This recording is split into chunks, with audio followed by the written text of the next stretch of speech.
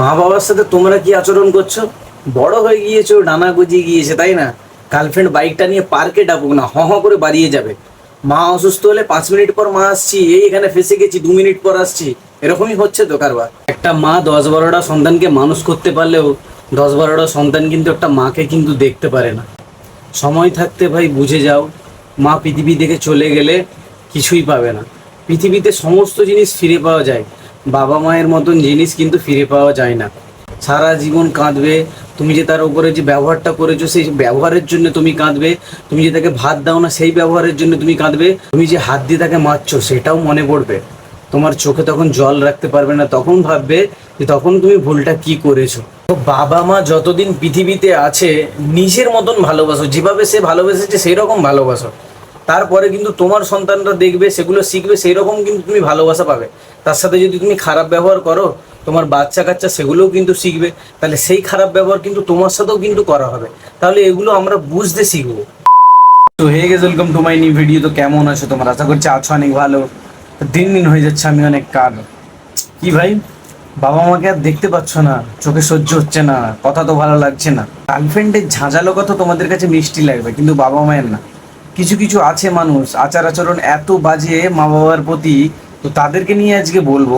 ভিডিওটা এন্ড পর্যন্ত ওয়াচ করতে থাকো, একটা লাইক করে।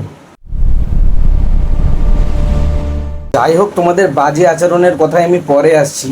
ফার্স্ট টাইম হলো বাবা মা তোমাদের জন্য কষ্ট কতটা করেছে বা কেমন কষ্ট করেছে, তারপর তোমাদের মুখ থেকে এমন বাজে ভাষা বা তোমরা দেখতে পারো না। একটা এক্সাম্পল দিচ্ছি, একটা ব্যাঙের ছাতা জানো বর্ষাকালে? ব্যাঙের ছাতার নিচে যেমন ব্যাঙ যেমন সন্তানদেরকে ভাই আগলে রাখে, বাবা কিন্তু ওই রকমই ছাতার মতন।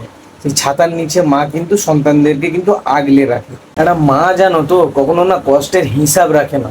পরিবারের জন্য দিন রাত ছুটে কাজ করে দিন শেষে তাকে এটা বলার মানুষ থাকে না যে মা তুমি কেমন আছো।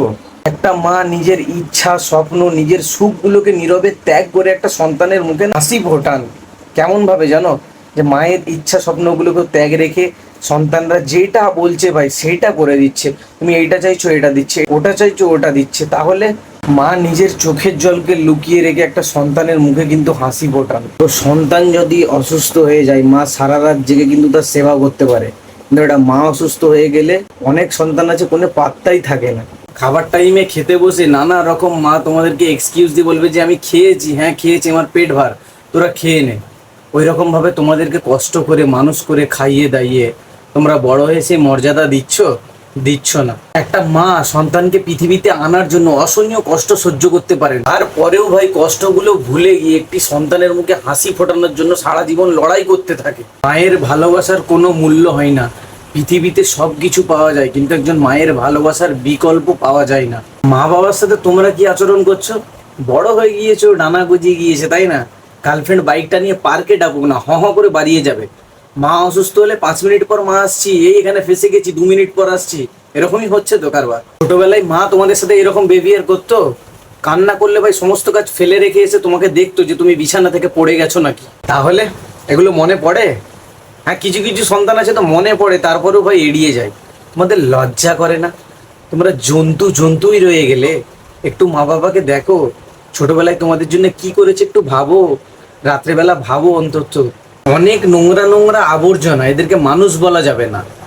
অনেক নোংরা নোংরা আবর্জনা আছে যারা কিনা বাবা মাকে ভাত দেয় না, এমনকি কুকথা বলে, গালাগালি দেয়, বাড়িতে রাখতে দেয় না। বাবা মা কিন্তু পাশের বাড়ি বা গ্রামে কিন্তু ভিক্ষা করে খায়।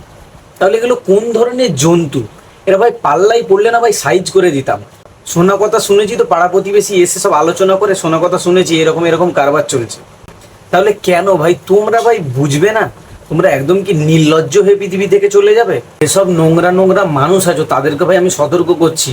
তোমরা যে বিহেভিয়ারটা করছো, তোমারও ভাই ছেলে মেয়ে দেখছে, তারাও শিখছে।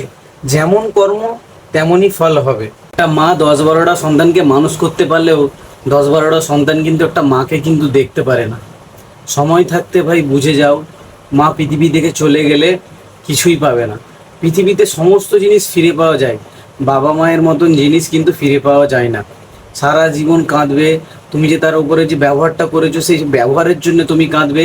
তুমি যে তাকে ভাত দাও না সেই ব্যবহারের জন্য তুমি কাঁদবে। তুমি যে হাত দিয়ে তাকে মারছো সেটাও মনে পড়বে। তোমার চোখে তখন জল রাখতে পারবে না, তখন ভাববে যে তখন তুমি ভুলটা কি করেছো।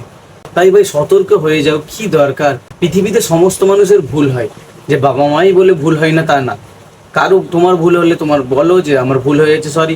বাবা মায়ের যদি ছোটোখাটো ভুল দেখো, মা দেখো মা এটা ঠিক হচ্ছে না, সেটা কম্প্রোমাইজ নিজেদের মধ্যে করো। তারপরে বাবা মাকে মারবে, কথা বলবে, ভাত দেবে না, গালি দিবে, এইরকম তো নোংরা ব্যবহার এগুলো না।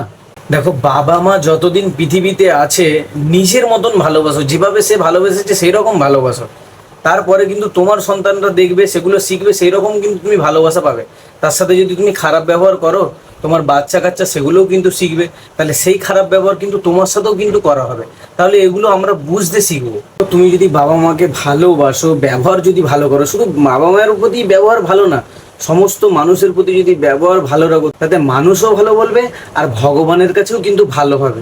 দেখো ভাই বোনেরা, আমাদেরও বয়স হচ্ছে, আমরাও কিন্তু বুড়ো হব। এখানে যদি কর্ম ভালো করি, ওপরে গিয়ে কিন্তু ফলটা কিন্তু অন্তত ভালো পাবো।